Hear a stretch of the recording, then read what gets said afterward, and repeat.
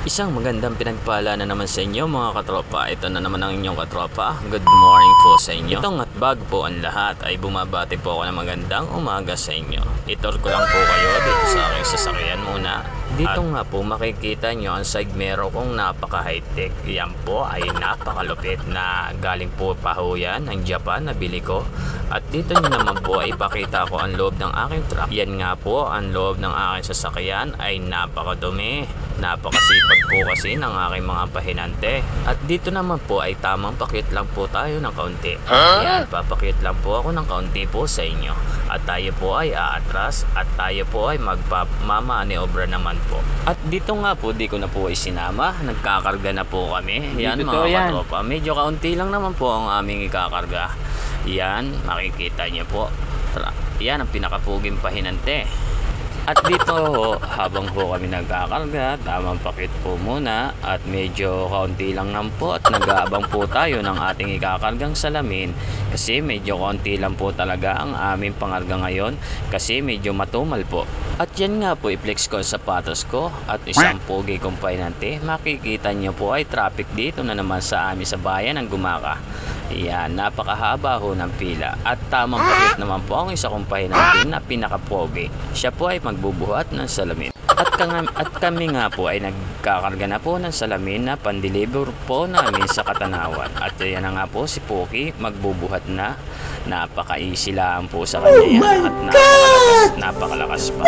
Lumana sexy. Wow! At dito nga po ay nagtatali na. Natapos na po ang isang side namin ng salamin. Magtatali na po ang Pogi kong pahinanting isa. At yan nga po ay lumipat kami. Ayun po ang isa para nagmamakaawa. Parang nagugutom na ho. Nakakaawa ho siyang tingnan. Ito naman si Mr. Guapito nagbuhat ng isang salamin. At yan nga po ay konti lang po ang kabila at nagtatali na rin. Yan at sinarahan ko na po ang ating siding. At karga naman po tayo ng aluminum. At yan nga po pagkatapos namin magkarga ng aluminum ay tamang aalis na po tayo.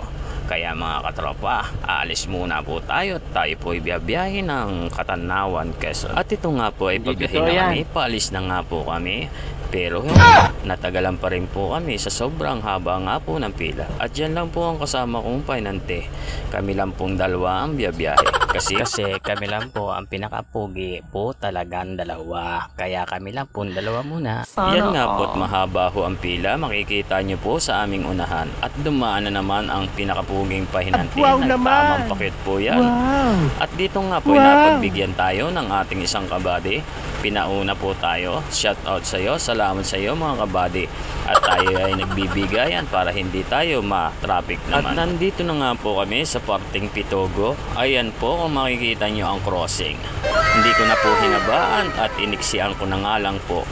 Ay ano ba yon? Ayan na nga po at paliko po tayo. Andito po tayo sa bayan ng Pitogo. Pitogo, Quezon.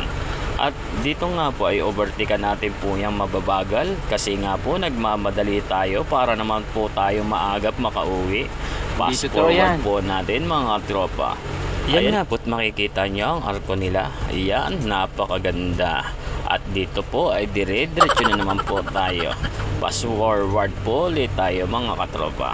At pagdating naman po dito, hindi ko na po isinama ang bahay ng Makalelon.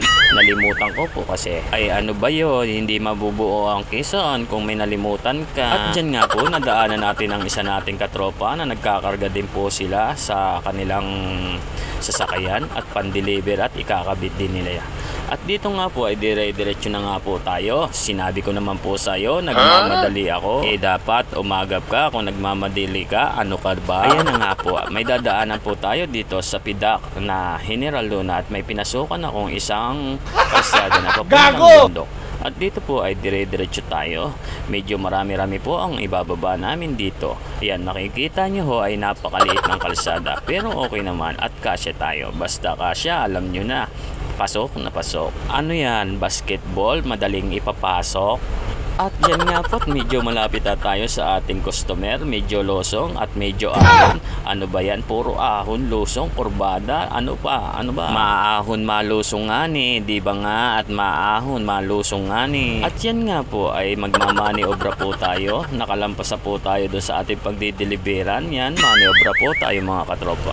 At dito nga po ay pabalik tayo do sa ating pagbababaan ng ating pangarga. Ayan po siya, andito lang po yan. Medyo Dito outdated na nga po tayo magbababa ng kanilang in-order. At dito nga po ay natapos tayo at dire-diretso na po tayo papuntang Katanawang, Quezon. At ito ay nagdidiretso-diretso na po tayo manakbo. At yan nga po makikita ninyo na napakaganda po rito ng panahon. At kanina ho ay makulimlim. Dito naman po ay napakainit. At ito nga po ay nandito tayo sa Barangay Bolo sa Katanawang, Quezon. Tayo po ay dire-diretso. Tayo po ay may dideliveran sa bayan ng Katanawan. Kaya po tayo nagmamadali kasi medyo tanghali na po at kami po ay nagugutom. At ito nga po ay hapon na. Ang oras po dito ay alas 12:20. At yan nga po ay pumarada po ako. At nakakita po ako na manilong at yung ating kakainan. Yan nga po pala ang bago kong side mirror na ipapalit. Hindi ko muna po ikinabit baka po kasi malaglag na naman. At ito nga po ang aking baon na pagkain. May binili rin po akong isang ulam. Pero may ulam din po akong dala. 2 tinapa at saka 2 taba. At dito nga po kakain muna po tayo mga katropa at medyo tanghali na. At hindi ko na nga rin po pinahaba at binilis-bilisan ko na rin po ang pagkain. Kasi kakaunti na rin po ang oras nating gagamitin. At yan nga po, uminom na yung idol at katropa. At baka ho ay naluluugan na. Ayan nga po mga katropa, hindi ko na po isinama yung ibang video. Nandito na nga po tayo sa Katanawan, Quezon. Dito, tingnan niyo po ang aming pinagbabaan. Napakalayo ho at napakalayo ng aking aatrasan. Hindi naman po tayo makadiretso kasi malambot po ang lupa at baka po tayo ay mabahuran. At yan nga po yung maatras na ako. Ang painante ko po ay nasa likod. At baka po mamaya ay may masabitan tayong wire at may maatrasan tayo na hindi natin panais-nais. At ito nga po, palabas na po tayo. Pinababa ko po muna ang aking painante. At yan nga po ay aalis na tayo. Diretso na po tayo sa huli nating pagbababaan. At nandito na nga po tayo sa may tulay. Malapit na po tayo doon sa circle ng Katanawan, Quezon.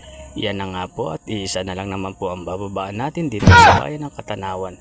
Dito po ay bawal pong pumarada sa gilid ng highway. Dito po ay may nagta-tire lock na rin kung kayo ho ay nakaparada ng matagal at wala pong nabantay na tao o wala ang driver. Sa Manubela kung wala ang driver, yan po pag nakita po ng tao ang isang sasakyan niya matatire lockan po kayo. Kaya kung mapapabiyahe po kayo dito ay ingat-ingat po kayo at alamin niyo po muna kung pwedeng pumarking o hindi. Wow naman! At yan nga po ay magdidiskarga na po kami. Pero nakikita nyo po ay wala pong tao dito sa sasakyan namin. Okay lang naman po kung meron kayong ibababa at o i-deliver sa tapat ng inyong pagbababaan. Okay naman po yun. At yan nga po mag-uumpisa na kami magbaba ng isa kong helper. Kukunin ko lang po muna ang aking panapin sa salamin. At alam nyo naman po ang salamin ay napakatalas po. At yan ay di nangangagat yan. At dito nga po ay magbababa na ho kami ng aking painante. Ayan nga po, binuhat na po namin ang isang salamin. Yan po ay 2 na naming ibababa. At yan nga po yung pangalawa naming salamin na bubuhatin. At yan nga po, tapos na po kami magbaba ng salamin. At ako napagod ang inyong katropa, kukuha ng lalagyan at hihingi po ng tubig kasi nakakauhaw ho. Ang sobrang manghihingi nga po tayo dito ng tubig at baka sakali tayo makahingi kasi nakakauhaw na rin ang sobrang init. At oy, patingin-tingin si Pogi At yan na nga po, kinuha ko muna po ang papel at tayo po ay maniningil ng ating binabaho sa kanilang salamin at aluminum. At yan nga po ang aking bata. Nagulat po siguro nang nakitang may video. Alay ka, Pogi ko pala ang sabi ng aking helper. Kaya mga katropa, hanggang dito na lang po at uhaw na uhaw ang aking helper. Sana sa susunod na video at sana naman po palambing, palike naman po at pa-share.